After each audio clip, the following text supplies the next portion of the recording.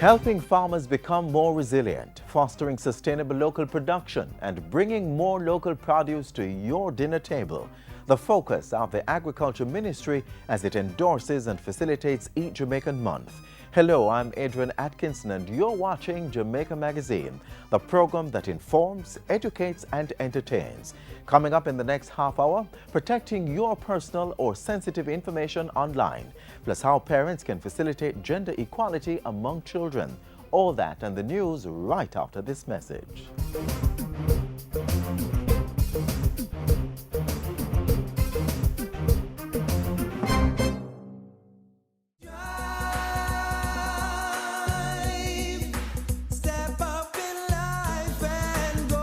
Hello everyone, I am Zandra Mohan, OCR Associate Child Ambassador for Region 6, Clarendon and St. Catherine. As a participant in the OCR's Child Participation Program, it is my role to be the voice of the OCR in advocating for the rights of our nation's children. I am imploring all our youths to exercise their right of participation, especially now in Youth Month, and remember to care and protect, not harm and neglect our nation's children.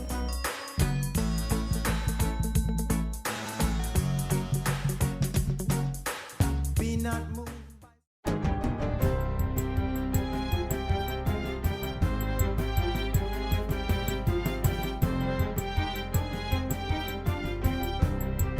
Good day, I'm Samantha Allen and this is your GIS News for Thursday, November 28. Health Minister Dr. Fenton Ferguson is ordering an urgent review of the operations of the medical records section of the Kingston Public Hospital, the KPH. He's directing that a task force immediately examine the medical records facility with a view to maximizing the use of the available space in the short run while exploring ways to expand the facility in the medium term. Dr. Ferguson gave the directive as he toured the facilities at Jamaica's largest hospital on Wednesday. The tour covered several sections at the KPH, including eye care, dentistry, select wards and operating theatres. Based on his observations, Dr. Ferguson is also ordering a review of the hospital's operating theatres. The KPH's operating theatres are presently straining under the pressure of coping with elective surgeries in addition to emergencies arising from wounding and accidents. The health minister says he wants to ensure that existing arrangements are optimizing the use of limited resources. In other health news, Jamaica will have its local observance of World AIDS Day on November 29 under the theme A Nation for Zero Discrimination, Justice for All. Health Minister Dr. Fenton Ferguson says reducing discrimination is a critical component of the fight against the spread of HIV and AIDS. We are moving to ensure that health for all as a major position in order to get persons having equal access to health care, irrespective of sexual orientation. It is our view that they must be privileged to health care if we are to stay on top of the present situation. Minister Ferguson was speaking following the reading of a proclamation by Governor General Sir Patrick Allen to recognize the national observance. World AIDS Day will be observed internationally on December 1 under the theme Shared Responsibility, Strengthening Results for an AIDS-Free Generation. Debate on the Caribbean Court of Justice CCJ bills will begin in the House of Representatives next Tuesday, December 3. This was disclosed by Leader of Government Business in the lower house, Minister Philip Paulwell, during this Tuesday's sitting of the House. The government is seeking to adopt the CCJ as Jamaica's final appellate court. To achieve that, 3 pieces of legislation need to be passed, namely an act to amend the Judicature Appellate Jurisdiction Act, an act to amend the Constitution of Jamaica, and an act to make provisions for the implementation of the agreement establishing the Caribbean Court of Justice as both a court of original jurisdiction as well as a superior court of record with appellate jurisdiction. After the bills have been debated in the lower house, there is a time period of 3 months before a vote can be taken. The government needs 2/3 majority vote in both houses of parliament to pass the bills, which means there needs to be bipartisan support. The opposition has been calling for a referendum to determine Jamaica's full accession to the CCJ. As the winter tourist season approaches, the Jamaica Tourist Board has unveiled a new advertising campaign dubbed Jamaica Get All Right. The new campaign, recently launched globally, including at Times Square in New York, aims to evoke the feeling of what it means to get all right in Jamaica. The Jamaican phrase is often used to reinforce the relaxed, calm state of mind that can be experienced on the island. The Jamaica Get All Right destination-wide deal offers attractive vacation deals to some 13 hotels. Bookings under the new campaign will be available by December 15 for travel from January 1 to April 1, 2014. Prime Minister Portia Simpson Miller has encouraged the island's 2013 youth mayors to stay strong, resilient, and play their role in nation building. Mrs. Simpson Miller made the charge during a recent luncheon held for the youth mayors as part of Local Government and Community Development Month. Portfolio Minister Noel R. Scott also offered words of encouragement. Many persons are heading for Jamaica now for investment purposes or for homes or what have you. And it is you now to utilize the opportunity to ensure that you become part and parcel, to own a part of the rock, and to play your role in nation building. And finally, the JIS's Godfrey Barnes has been honored by the Press Association of Jamaica, the PAJ, for outstanding contribution to the profession of journalism. He was among distinguished heads of news recognized by the PAJ at a veterans luncheon on Wednesday. Mr. Barnes first joined the JIS in 1982 as an information officer and would later transfer to the government news agency Jam Press, which was formed by removing the editorial department from the JIS. There, he rose through the ranks to become editor-in-chief in May 1996. When Jam Press was amalgamated with the JIS in 2000 to form a modern executive agency, Mr. Barnes was appointed managing editor of the new editorial department. The PAJ honor recognizes Godfrey Barnes as a brand name that speaks to service above self and dedication regardless of the politics of the day. And that's it for JIS News Today. I'm Samantha Allen. Thanks for watching.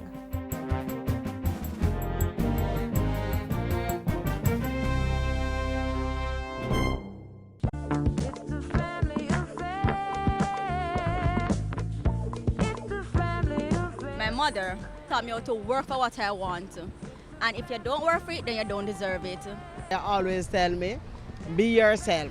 Don't try to be like others. They help me through tough times, good time, bad time, they're always there for me. Once the family is good, teach the children the right things, then them can grow up on the right.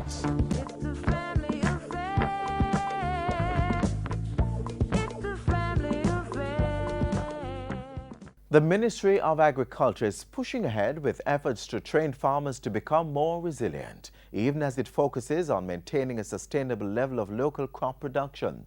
Through one of its many training programs, farmers in St. Elizabeth were taught how to combat the dreaded Beet Armyworm, a pest that has destroyed acres of crops in the parish in recent years. More on that training program right now.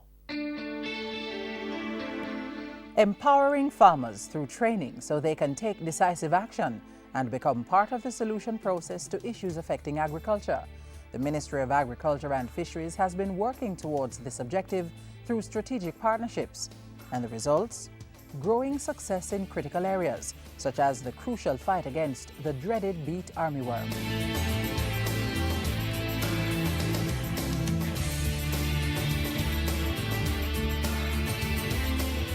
Periodic outbreaks of the Beet Armyworm have hurt St. Elizabeth farmers since the 1990s. In 2009, a dreadful attack ravaged acres of crops in South St. Elizabeth. And when it was all over in 2011, the livelihood of many farmers had been destroyed. I have to go through the whole field, like how you see this field, go through it and cut off everything. Everything, and destroy. Because if you don't destroy, what gonna happen is like when you cover the Beet Armyworm, then they stay under there and then they turn into mud. The mud them come back, fly out, and then they come back reinfest. More active in warm climate, the Beet Armyworm feeds on the leaves and can strip the plants. They also attack buds and new growth on plants which prevent flowers from opening, new leaves from sprouting, and vegetables from developing. The most recent outbreak in 2012 resulted in the destruction of some 45 hectares of crops, including scallion, pepper, and onion, valued at approximately $31 million. This could, of course, not be allowed to go unchecked. We could not afford to allow the beet armyworm to threaten livelihoods and undermine advancements made in the productivity and import substitution programs, especially in the parish of St. Elizabeth, which has traditionally produced some 85% of local onions. So the ministry took action in October 2012, launching the Strengthening a National Beet Armyworm program. With funding from the Food and Agriculture Organization, FAO, to the tune of $213,000, farmers in St. Elizabeth were taught how to better manage the pest. The training was very important because we learned things that we never have any idea what was going on. I think I prepared enough. I have much understanding what to do and what to look for. The training was carried out by the Jamaica Rural Economy and Ecosystems Adapting to Climate Change JAREACH project. It was done under the Farmer Field School with technical assistance from the United States Agency for International Development. In August 2013, 22 farmers and 8 extension officers of the Rural Agricultural Development Authority, RADA, graduated as certified integrated pest management facilitators. You are now equipped to share knowledge with a wider circle of farmers in the ways and means of identifying and managing and controlling the beet armyworm, which has emerged as a major pest over recent times. They, along with other trained colleagues, will now go on to train over 150 farmers across Jamaica. Their role is to actually go and establish new schools or other schools within the various communities that they are from. You have some farmer who go in this field and then they weed out the bush here. They weed the bush here and them leave and them gone. Them not really find 2 leaves and pick them and crush them, destroy it. Them leave it. That is not the way, because if you leave them there, they're gonna manifest themselves. This knowledge base is equipping farmers with the skills needed to manage their own field and in the long run become experts in the fight against the beet armyworm and other threats. It feels good and it's very important. You know, as a farmer, like a small farmer, and then you learn a lot of things. You feel good to know that you learn something so you can teach back somebody what you learned. Trained RADA facilitators will also mentor these farmers and guide them in their new role as local community agents of change. Our mandate of such is to actually monitor and assist these farmers in enabling to deliver the information in a way that it is acceptable and true to the Farmer Field School methodology. The work that you all did and the learning by doing approach, I think, and I have found, is the best way that you can take a methodology that's evolved and designed in a lab or in a classroom, but until it's in the field, as we just heard, until it's actually conveyed to the farmers, it will do no good and it will change no harvest practices. With increased production in agri-parks across the island, finding a present and lasting solution to the beet armyworm is even more important to sustaining growth in the sector. The knowledge and skills you have acquired will now serve to bolster national efforts to combat the impact of the pest on the cultivation and production of such crops as onion and scallion. We are preparing our minds in the agricultural sector for change.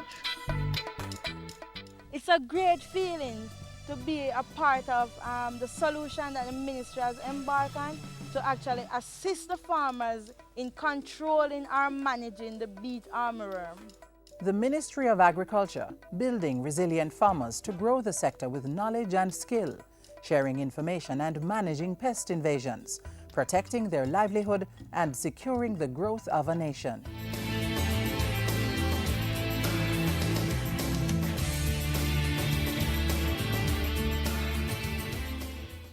Sweet Jamaica, we not left ya.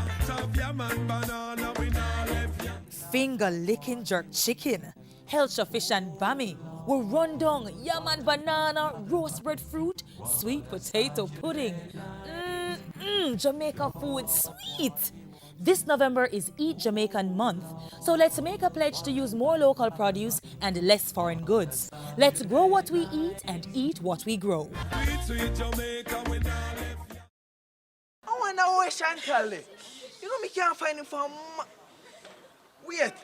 I know when they know. Watch me her name.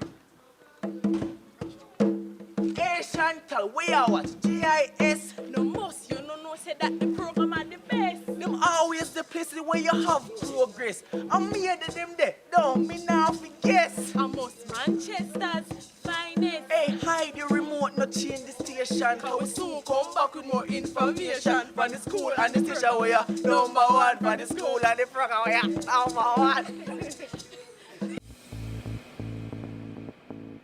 A healthy and educated people living in a clean, natural environment, reducing crime, improving the justice system and governance, building a prosperous economy. It's not just a vision, it's reality. Learn about the plan. Join the vision. My country, Jamaica, has a rich heritage and is very unique. If we all pull together, we can make it the place of choice to live, work, raise family, and to do business. For more information on Vision 2030, call the Planning Institute of Jamaica or visit vision2030.gov.jm, your parish library, school library, or the Jamaica Information Service. Protecting your personal and sensitive data is always important, especially as the festive season approaches. During the coming weeks, as you shop and do business, take extra care when you use your card or do transactions online. Here is more.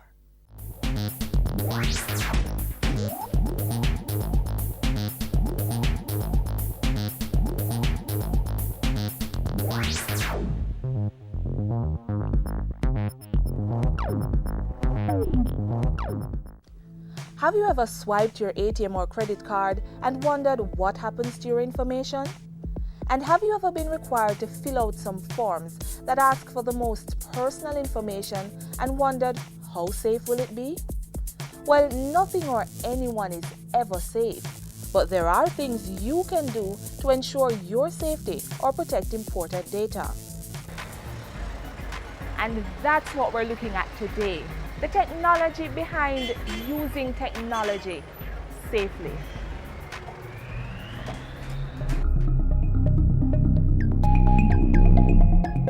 Data security is simply the practice of keeping data, information protected from corruption and unauthorized access to ensure privacy. The payment card industry, which includes businesses that facilitate the use of debit or credit card transactions, is one of the more vulnerable sectors. And with identity theft and credit card scams now on the increase, their job is getting increasingly difficult. But failure to put the most stringent measures in place could have serious consequences. So let's say you're a business or an entity and you're non-compliant and there's a breach in your environment. The card brands and the acquirers will send in their forensics people, and essentially they're going to start to look to see if you were actually compliant with the PCI DSS standard, and they're going to also see if you actually practice what is known as due diligence, if you will. So, and if they find out that you weren't essentially compliant with the PCI data security standard, or if they find out that you were sort of compliant, but you missed a lot of things, then the fines and the penalties and the costs associated with that are essentially going to be more severe with respect to those folks who have done less due diligence or actually essentially not done what they were supposed to do. If you're found to be non-compliant and there's a breach, the first thing that can happen is they can fine you up to $500,000 immediately. And there's also a breakout with respect to how you're classified as a merchant or a service provider. Then, of course, there's the negative publicity that is likely to follow, which could mean less customers. Those customers must now contend with the dangers of their confidential information getting into the wrong hands, resulting in, for example, a huge credit card bill for shoes, clothes, furniture, and items of jewelry they never ordered.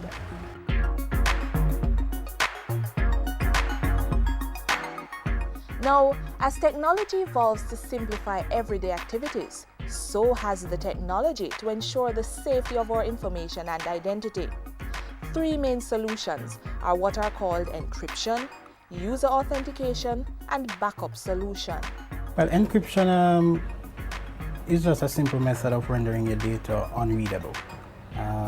So as long as the average person cannot understand your data, then we consider it encrypted.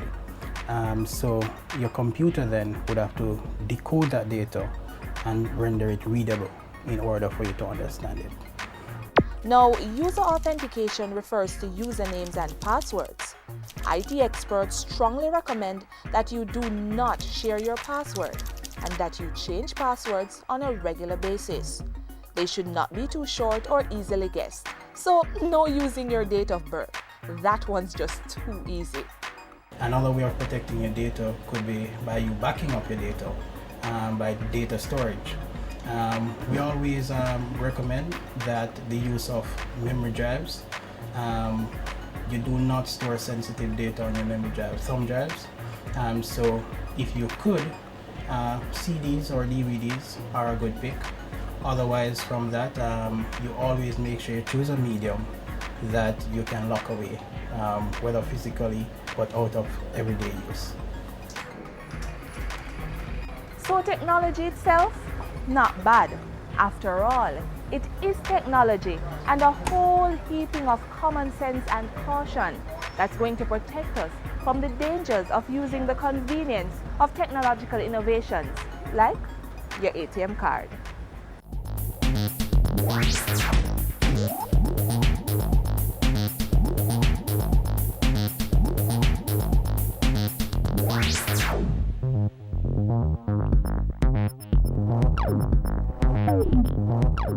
Don't forget, no, just to know yourself's a blessing. Don't forget, no, second guessing is regressing. Strive, step up in life and go what you know. Me at 15, me not run down no baby daddy, me a stay in a school, be married, get my education, so young girls. If you no mess up, get up, brush off, and remember, nourish. Up next, one life lesson parents can teach their children.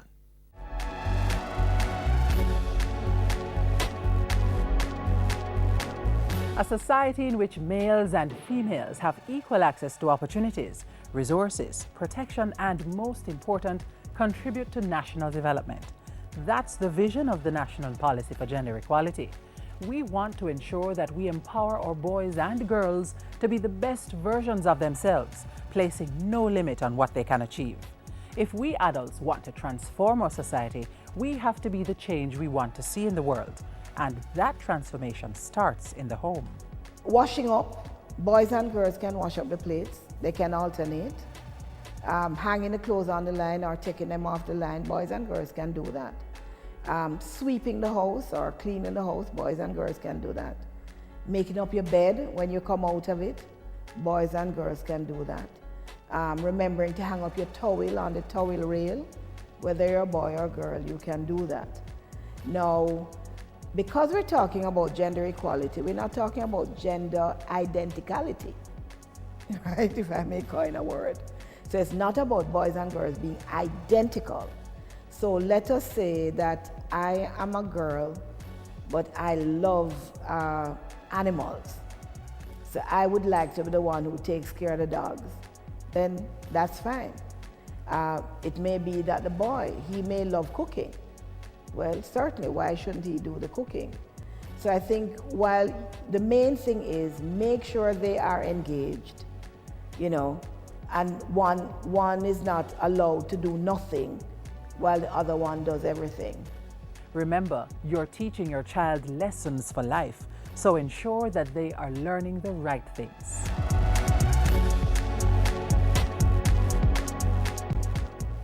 Family, school, church, community. all important agents of change in our society.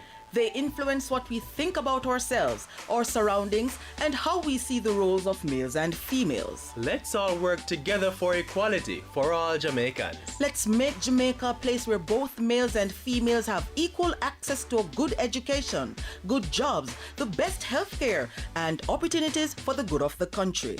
Males and females are different, but it doesn't mean they're not equal. Let's build a Jamaica that doesn't discriminate. Become an agent of change.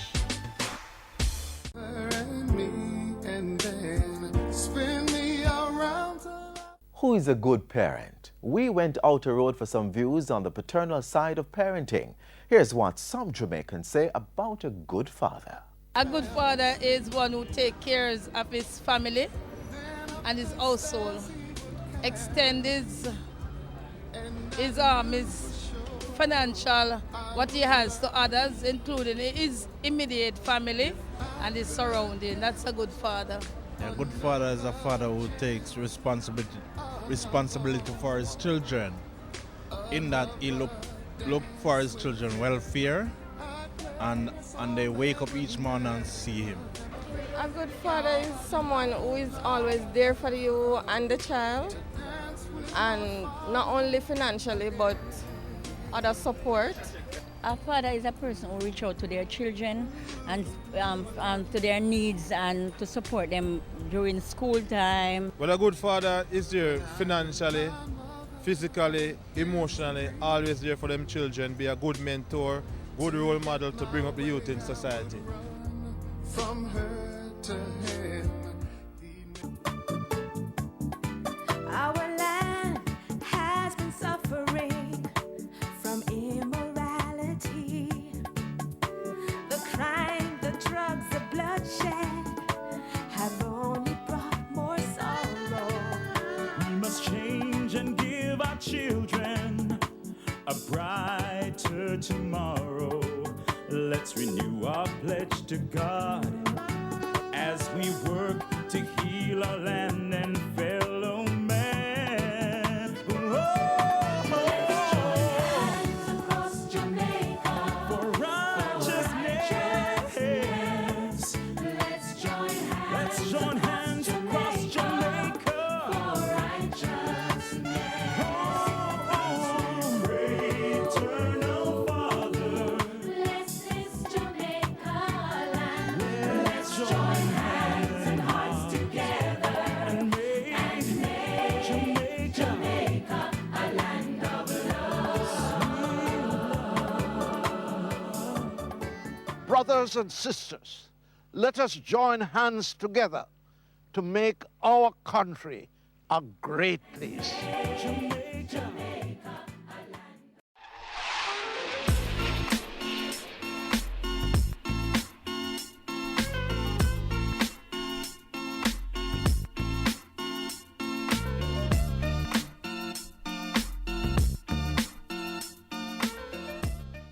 And that's how we close the show for today, but join us again tomorrow when we'll do it all over again. For information and updates on our programs, please visit our website, jis.gov.jm. You may also send your feedback to Jamaica Magaizne at jis.gov.jm or tweet JIS News. On behalf of the entire production crew, I'm Adrian Atkinson. Walk good.